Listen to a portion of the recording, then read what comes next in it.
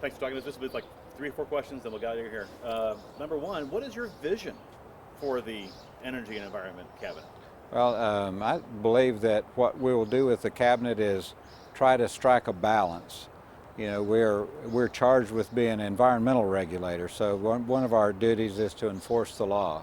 And, you know, we intend to do that, but at the same time as enforcing the law, we try to help the businesses and industries in the state comply with environmental laws. And then finally, even beyond the law, we try to keep people healthy and safe. That's our charge. The way we go about doing our business every day is try to keep people healthy and safe. As you know, in the co-op world, the Clean Power Plan is issue number one and two, really, in terms of what's happening here. Because of the stay, how does that affect things, and overall, how do you see us going forward? I think, first of all, the stay gives us some hope that we believe we have a legitimate claim that the Clean Power Plan is not legal, and we think the Supreme Court understands that, and so we continue to have a positive approach to that. That it's ultimately it's going to be something we don't have to do. I do think that if you look at the other environmental rules, mercury and air toxics, cross-state air pollution rule, that the other environmental rules are leading us in a direction where we're reducing our carbon emissions without the Clean Power Plan.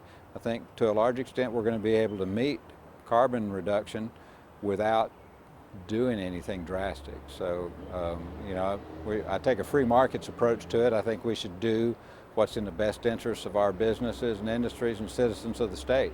We are a significant consumer of electricity. Half of our electricity is consumed in manufacturing, and manufacturing is what creates our jobs, and our jobs are important to us, and that's the kind of approach we take to it. One follow-up on Clean Power Plan, that is the state implementation plan, and so my understanding is correct. What is the cabinet doing or not doing right now with that, and will that resume if the stay is lifted? How does that work?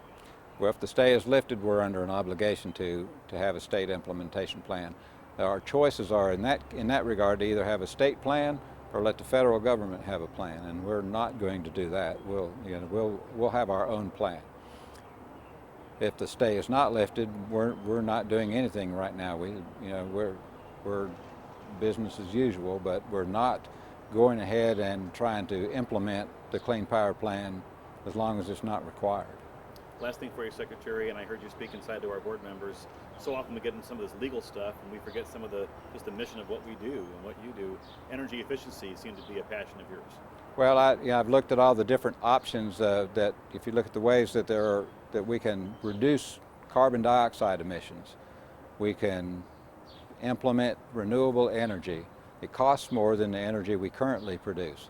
So there's a downside to that. It has an effect on jobs. It has an effect on people's pocketbooks. We can implement carbon capture and storage, which is not technically feasible at the moment, and so that's another. I think it's going to be a huge cost and a disadvantage to coal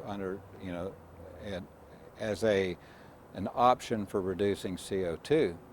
But the one way that we can do it that's cost effective and helps people is to reduce our waste of energy. So that's the most important factor in all of this that I see, is that we should not use electricity that we don't need to use. Anything you want to add or anything I didn't ask? No, you asked quite a bit. Okay. Thank you, sir.